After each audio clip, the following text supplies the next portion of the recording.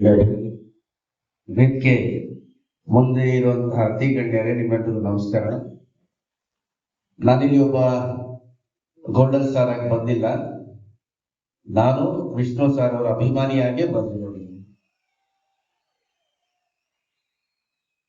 ನಾನು ಆಕ್ಟರ್ ಆಗಿರ್ಲಿಲ್ಲ ಅಂದ್ರೆ ಖಂಡಿತವಾಗ್ಲೂ ಅಲ್ಲೇ ಬಂದು ಶಿಲ್ಲೆ ಚಪ್ಪಾಳೆ ಹೊಡಿತೀನಿ. 25 ವರ್ಷ ಆಯ್ತು ಕೋಟಿಗೊಬ್ಬ ಮತ್ತೆ ಬರ್ತಾ ಇದೆ ಅಂತ. ದೊಡ್ಡ ದೊಡ್ಡವರು ಮಾತಾಡ್ಬಿಟ್ಟಿದ್ದಾರೆ, ನನ್ಗೇನ್ ಮಾತಾಡ್ಬೇಕು ಅಂತ ಗೊತ್ತಾಗ್ತಿಲ್ಲ. ನಾನು ಚಿಕ್ಕ ಹುಡುಗನಿಂದನೂ ವಿಷ್ಣು ಸರ್ ಅವರ ದೊಡ್ಡ ಅಭಿಮಾನಿ. ನಾನು ಹೆಚ್ಚು ಎಲ್ಲೂ ಹೇಳ್ಕೊಂಡಿಲ್ಲ. ಈ ಪಡೆ ಕೂಡ ಅದಕ್ಕೋಸ್ಕರನೇ ಹಾಕೊಳ್ಳೋದು.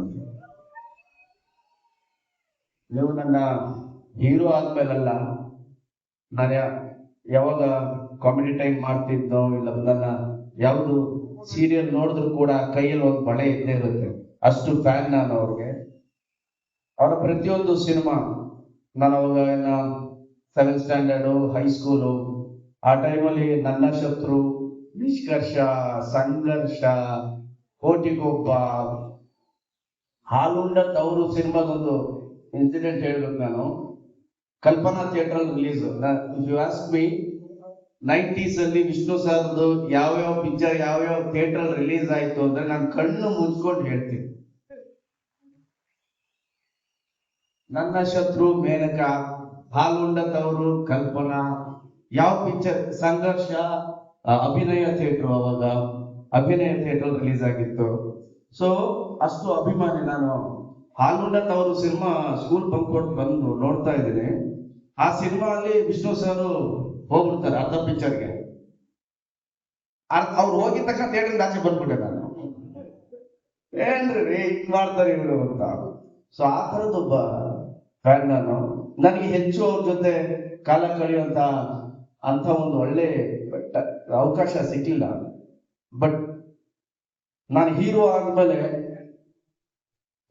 ನಾನು ಅರಮನೆ ಪಿಕ್ಚರ್ ಮಾಡ್ಬೇಕಾದ್ರೆ 1 ವರ್ಷ ಮುಂಗಾರು ಮಳೆ, ಅವಾಗ ನಾನು ಹೇಳಿದೆ ನಾನು ವಿಷ್ಣು ಸರ್ನ ನೋಡ್ಬೇಕು ಅಂತ. ಇಲ್ಲ ವಿಷ್ಣು ಸರ್ ಅವ್ರಿಗೂ ಕರ್ಕೊಂಡ್ಬನ್ನಿ, ನಾನು ನೋಡ್ಬೇಕು ಅಂತಿದ್ದಾರೆ, ಬನ್ನಿ ಅಂತ ಕರ್ಕೊಂಡು ಹೋದ್ರು. ಸೊ ಅವ್ರನ್ನೇ ಗೇಟ್ ಓಪನ್ ಆಗಿದ ತಕ್ಷಣ ಒಳಗೋದೆ, ಲಾನ್ ಹತ್ರ. ವಿಷ್ಣು ಸರ್ ಆಚೆ ಬಂದರು. ಅರ್ಧ ಗಂಟೆ ನಾನು ಮಾತಾಡಲಿಲ್ಲ, ಸುಮ್ಮನೆ ನೋಡ್ಕೊಂಡು ಕೂತ್ಕೊಂಡಿದ್ದೆ. ಅಂದ್ರೆ ನನ್ನ ತಲೆಯಲ್ಲಿ ಹಿಂದೆ ಬ್ಯಾಕ್ ಗ್ರೌಂಡ್ ಅಲ್ಲಿ ಓಡ್ತಾನೆ ಇತ್ತು ಅಂತ. ಏನು ಅಂದ್ರೆ ನಾನು ರೂಪಾ ಥಿಯೇಟರ್ ಮುಂದೆ ಬ್ಲ್ಯಾಕ್ ಟಿಕೆಟ್ ತಗೊಂಡು ಪಿಕ್ಚರ್ ನೋಡಿದ್ದು, ಇಲ್ಲ ಒಂದಷ್ಟು ಟಿಕೆಟ್ ತಗೊಂಡು ಕಟ್ಔಟ್ಗೆ ಹೂನಾರ ಹಾಕಿತ್ತು. ಮೇನ್ಕಾ ಥಿಯೇಟರ್ ಮುಂದೆ ಸ್ಟಾಲ್ ಕಟ್ಟಿತ್ತು. ಸ್ನೇಹಿತರೆಲ್ಲ ಸೇರ್ಕೊಂಡು ಇವತ್ತು ಹೌಸ್ಫುಲ್ ಆಗಿಲ್ಲ ಅಂತಿದ್ದು, ಹೌಸ್ಫುಲ್ ಮಾಡ್ಲೇಬೇಕು, ಸೆಕೆಂಡ್ ಶೋ ಮಾಡೋ ಮಾಡಿ 10 ಟಿಕೆಟ್ ಇದೆ ತಗೊಂಡು ನಡಿ ಅಂತ ಮಾಡಿದ್ರು. ಎವ್ರಿಥಿಂಗ್ ಎಲ್ಲ ಪಟ ಪಟ ಪಟ ಪಟ ಪಟ ಪಟ ಅಂತ ಹೋಗ್ತಾ ಇತ್ತು ನನ್ನ ತಲೆಯಲ್ಲಿ. ಅಂದ್ರೆ ಹೌಸ್ಫುಲ್ ಅಂದ್ರೆ ನಮ್ಮ ತಾಲೂಕ್ ಸೆಂಟರ್ಸ್ ಅಲ್ಲಿ ಅವಾಗೆಲ್ಲ ಸೆಕೆಂಡ್ ಶೋ ಜಾಸ್ತಿ ಜನ ಇರ್ತಿರ್ಲಿಲ್ಲ. ಸೊ ಬೆಂಗಳೂರು ಬಂದ್ರಂತೂ 8 ಶೋ ಕನ್ಫರ್ಮ್ ನಂದು. Morning show, matinee, first show, second show. ಮತ್ತೆ ನೆಕ್ಸ್ಟ್ ಡೇ ಶನಿವಾರ morning show, matinee, first show, second show. ಭಾನುವಾರ ಥಿಯೇಟರ್ ಅಲ್ಲಿ ಸೈಡ್ ಅಲ್ಲಿ ನಿಂತ್ಕೊಂಡು ನಾನು ನಮ್ಮ ಒಂದು 20-25 ಜನ ಫ್ರೆಂಡ್ಸ್ ಎಲ್ಲ ಯಾವ್ಯಾವ ಸೀನ್ಗೆ ಎಷ್ಟು ಶಿಳ್ಳೆ ಚಪ್ಪಾಳೆ ಹೊಡೆಯುತ್ತೆ, ಪಿಕ್ಚರ್ಗಿಂತ ಇವ್ರು ನೋಡೋದು ಅಲ್ಲಿ ನೋಡೋದು, ಆ ತರ ಖುಷಿ ಪಡ್ತಿದ್ವಿ ವಿಷ್ಣು ಸರ್ ಆಕ್ಟಿಂಗ್ ನೋಡಿ. ಸೊ ಅದು ಪ್ರತಿಯೊಂದು ನನ್ನ ತಲೆಯಲ್ಲಿ ಬರೋದಕ್ಕೆ ಶುರು ಆಯ್ತು. ಸೊ ಕೂತ್ಕೊಂಡು ಮಾತಾಡಿದಾಗ ಅವ್ರಿಗೆ ಹೇಳಿದ್ದೆ, ಸರ್ ಅಣ್ಣ ಈ ಬಳೆ ಅದನ್ನ ನೋಡಿ ಹಾಕೊಳ್ಳೋದು ನಾನು, ನೀವು ಬೀದರ್ಗೆ ಹೋದಾಗ ಅಲ್ಲಿ ಗುರುದ್ವಾರದಲ್ಲಿ ಕೊಟ್ರಲ್ಲ ನಿಮ್ಗೆ ಇದನ್ನ ನೋಡಿ ನನಗೆ ಕೊಟ್ಟು ಅಂತ ನೀವೊಂದು ಇಂಟರ್ವ್ಯೂ ಅಲ್ಲಿ ಹೇಳಿದ್ರಿ, ಅದನ್ನ ನೋಡಿ ನಾನು ಹಾಕೋಬೇಕು ಅಂತ ಹಾಕೋತಾ ಇದ್ದೀನಿ ನಾನು ನೋಡ್ತಾ ಇದ್ದೆ.